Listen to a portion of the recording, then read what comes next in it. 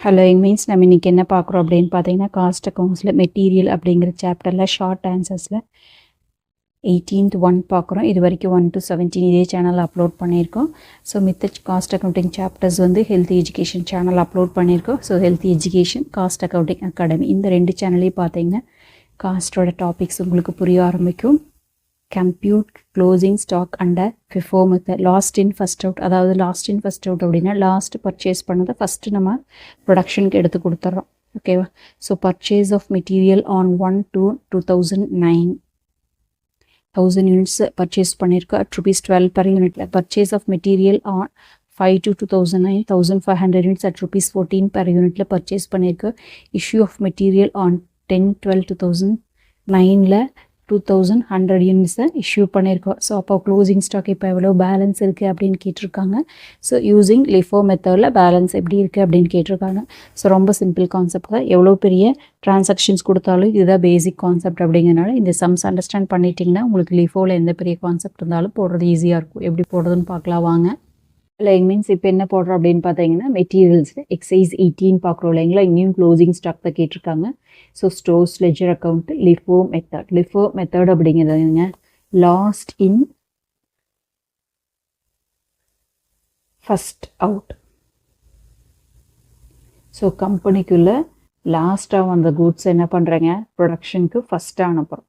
லாஸ்ட்டாக வந்தது ஃபஸ்ட் அனுப்புறது லாஸ்ட் இன் ஃபஸ்ட் அவுட். ஓகேவா? இப்போது அதுக்கு நம்மளுக்கு என்னென்ன வேணும் அப்படின்னு பார்த்தீங்கன்னா டேட்டு, பர்டிகுலர்ஸு, ரெசிப்ட். உள்ளே வர்றது பர்ச்சேஸ் பண்ணது தான் நம்ம இந்த இடத்துல ரெசிப்ட் அப்படின்னு சொல்கிறோம். ஓகேங்களா? ப்ரொடக்ஷன் டிபார்ட்மெண்ட்டுக்கு நம்ம சென்ட் பண்ணுறோம் இல்லையா, ப்ரொடக்ஷன் டிபார்ட்மெண்ட்டுக்கு அனுப்புறது இஷ்யூஸ்ன்னு சொல்கிறோம். இப்போ ஸ்டோரில் எவ்வளோ பேலன்ஸ் இருக்குது அப்படிங்க அதில் வந்து நம்ம என்ன பண்ணுறோம் அப்படின்னா குவான்டிட்டி தனியாகவும் ரேட் தனியாகவும் அமௌண்ட் தனியாகவும் எடுக்கிறோம். ஒவ்வொன்றிலையுமே குவான்டிட்டி எவ்வளோ இருக்குது, ரேட் எவ்வளோ இருக்குது, அமௌண்ட் எவ்வளோ இருக்குது, பேலன்ஸ் எவ்வளோ குவான்டிட்டி இருக்குது, அதோட ரேட் என்ன, அமௌண்ட் என்ன. ஸோ எதுக்காக இது யூஸ் பண்ணுறோம் அப்படின்னு பார்த்தீங்கன்னா ஒரு ப்ராடக்டோட ப்ரைஸை ஃபிக்ஸ் பண்ணுறதுக்கு இது யூஸ் ஆகும். ஓகேவா? இப்போ ஃபஸ்ட் நம்மளுக்கு என்ன இருக்கீங்க 1206 ஒரு பர்ச்சேஸ் பண்ணியிருக்கோம். அதை எடுத்து எழுதிக்கலாமா? 1209 ஒரு பர்ச்சேஸ் பண்ணியிருக்கோம். ஸோ பர்ச்சேஸ் அப்படிங்கிறப்போ GN நம்பர் கொடுத்துருந்தாங்கன்னா போடுறோம், இல்லை அப்படின்னு போட்டுக்கலாம். ஸோ பர்ச்சேஸ் அப்படிங்கிறப்போ 1000 யூனிட்ஸ் பர்ச்சேஸ் பண்ணுறோம். பெர் யூனிட்டோட ப்ரைஸ் என்னங்க ₹12. அப்போது 1000 × 12. ஸோ 12,000 வேல்யூவான கூட்ஸை நம்ம இப்போ பர்ச்சேஸ் பண்ணியிருக்கோம். ஓகேவா? ஸோ இப்போ பேலன்ஸ் இப்போ எவ்வளோ இருக்குங்க 1000 யூனிட்ஸ் இருக்குது. அதோட ப்ரைஸ் வந்து ₹12. டோட்டலாக 12,000 வேல்யூவான கூட்ஸ் இருக்குது.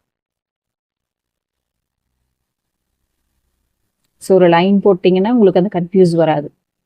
எவ்வளோ பெரிய சம்ஸ் கொடுத்தாலும் இதே கான்செப்டில் போட்டிங்க அப்படின்னா உங்களுக்கு ஈஸியாக இருக்கும்.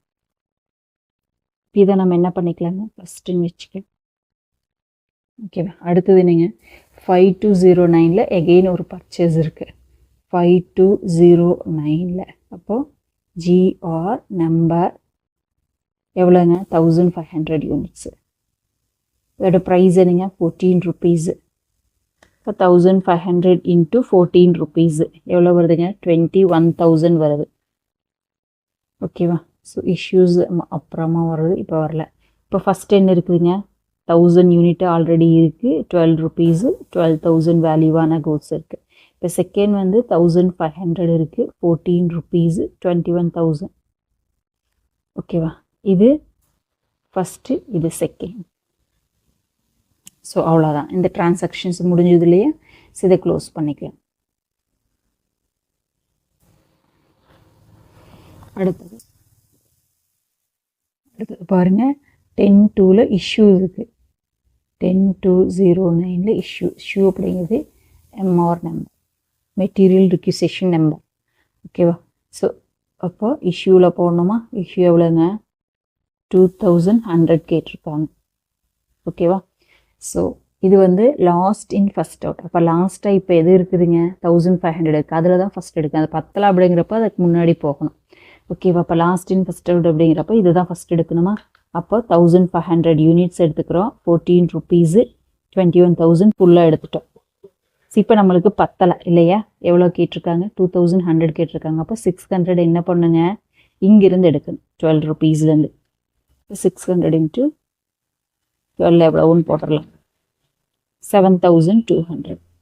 ஓகேவா? இப்போ டோட்டல் பண்ணுங்க. இங்கே வந்துருச்சு பாருங்க 2100. இப்போ பேலன்ஸ் நம்மகிட்ட எவ்வளவு இருக்குது அப்படின்னு பார்த்தீங்கன்னா 1000ல் 600 போயிடுச்சு இல்லையா? அப்போ பேலன்ஸ் எவ்வளோ இருக்குது? 412 rupees. 400 into 12 எவ்வளவு? 4800. அவ்வளோ. ஓகேவா? இப்போ அவங்க க்ளோசிங் ஸ்டாக் கேட்டிருக்காங்க. ஸோ க்ளோசிங் ஸ்டாக் அப்படின்னு போடும்போது நம்மளுக்கு closing stock equal to 4000 quantity rupees 4800 amount. அவ்வளோதான். இதுதான் க்ளோசிங் ஸ்டாக்கோட வேல்யூ. ஸோ இந்த வீடியோ உங்களுக்கு பிடிச்சது அப்படின்னா லைக் பண்ணுங்கள், ஷேர் பண்ணுங்கள், சப்ஸ்கிரைப் பண்ணுங்கள். தேங்க்யூ ஃபார் வாட்சிங்.